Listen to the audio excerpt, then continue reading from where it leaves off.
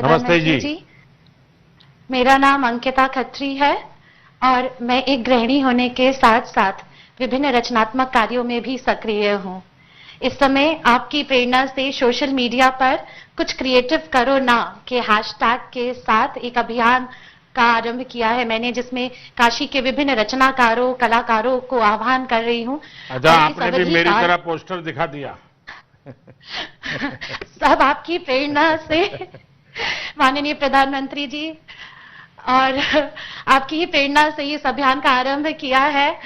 और इसमें काशी चूंकि हमेशा से रचनात्मकता, आप स्वयं इतने रचनात्मक है, सकारात्मक है, ऐसी नकारात्मक परिस्थिति में भी मैंने कहीं सुना था कि जो रचता है वो ही बचता है। तो काशी के समस्त रचनाकारों को क्या बड़ा अच्छा वाक्य बोली आप। क्या बोला आपने?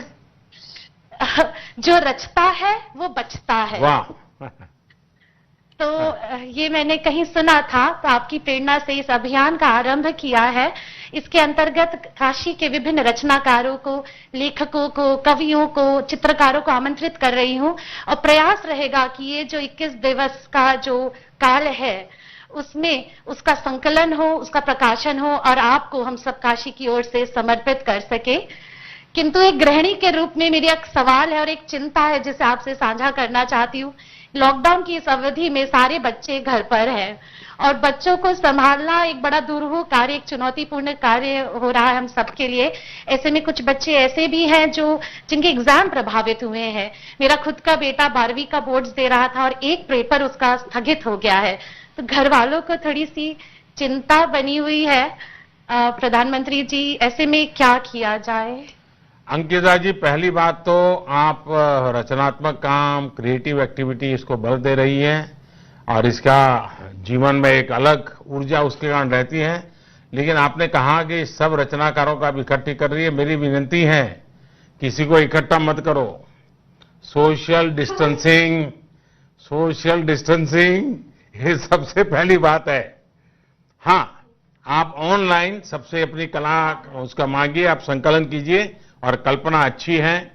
जो इस भाव के लोग हैं उनकी रचनाएं, उनकी चीजें जरूर देश को काम आएगी।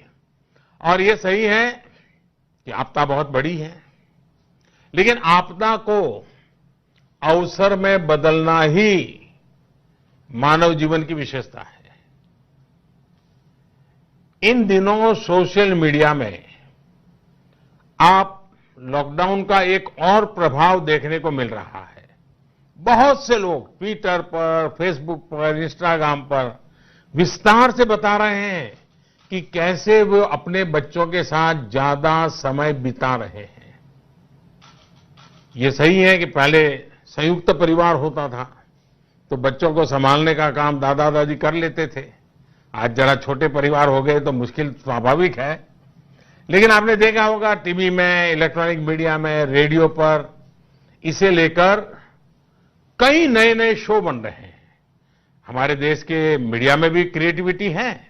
उन्होंने लोगों को एंगेज रखने के लिए, लोगों को घरों में है तो क्या करना चाहिए, बड़ा अच्छे ढंग से इतने कम समय में उन्होंने किया है। और एक लॉकडाउन में नई नई बातें वो दिखा रहे हैं, सिखा रहे हैं। इस सब के बीच मेरे मन को कुछ और बातों ने भी बहुत प्रभावित किया है। मैं देख रहा हूं कि मानव जाति कैसे इस वैश्विक संकट से जीतने के लिए एक साथ आ गई है और इसमें भी सबसे बड़ी भूमिका निभा रही है हमारी बाल सेना, बालकों की सेना। मैंने ऐसे वीडियो देखे जिसमें 4-4, 5-5 साल के बच्चे माता पिता को समझा रहे हैं कि कैसे हाथ धोना है, बाहर नहीं निकलना है, ऐसा नहीं करना है, वैसा नहीं करना है। बालक समझा रहे हैं। छोटे छोटे बालक बालिकाएं इस संकट पर अपनी प्रतिक्रियाएं दे रही है। मैं ऐसे वीडियो सोशल मीडिया पर मैं काफी बिजी एंगेज रहता हूं। कभी मुझे अच्छा लगता है क्योंकि सामान्य जन से जुड़ता हूं। तो इन दिनों मैंने देखा कई परिवारों ने अपनी इस प्रकार की चीजें अपने बच्चों की सोशल मीडिया में रखी है। और घर में बच्चों की वीडियो बना बना करके वो, और अब तो मोबाइल फोन पर बन जाती है। मैंने जो देखी है, मैं कोशिश करूंगा, और अगर डिलीट ना हो गई हो तो मैं इसको इकट्ठा करके जरूर आज शेयर करूंगा। आपने अच्छा आइडिया दिया है, 1-2 दिन में जरूर मैं कर दूंगा। अगर आज मौका मिला तो आज कर लूंगा। और आप सब देखिए, जरूर देखिए, ये बहुत बड़ी, बच्चों ने कैसी कमाल कर दी है पता चलेगा।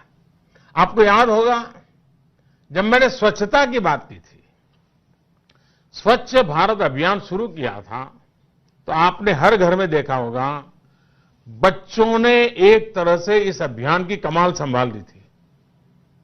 आज के बच्चों की, आज की युवा पीढ़ी की ये शक्ति मुझे तो बहुत प्रभावित करती है। मैं उनकी टैलेंट, उनका सोचने का तरीका, मुझे बड़ा आनंद आता है। हां, कुछ माता पिता को ये चिंता सता रही होगी कि इतने लंबे समय तक घर में रहने पर कहीं बच्चे ही उन्हें बिठाकर पढ़ाई करवाना शुरू न कर दे। उनको यही डर लग रहा है वैसे। और मुझे पक्का विश्वास है ये बच्चे अपने मां बाप को कुछ कुछ पढ़ा के रहेंगे, 21 दिन में बहुत कुछ सिखा देंगे। वैसे साथियों, मैं नमो ऐप पर आप सबके सुझाव और फीडबैक भी निरंतर पढ़ रहा हूं।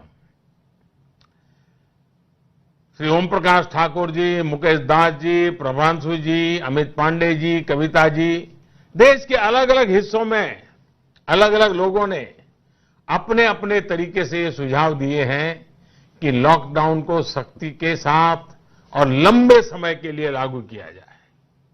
केवल आप ही नहीं, पूरे देश से आप ही की तरह हजारों प्रबुद्ध नागरिकों ने भी फेसबुक, ट्विटर, इंस्टाग्राम और यूट्यूब पर इस महामारी से निपटने के लिए यही सलाह दी है, अपील की है।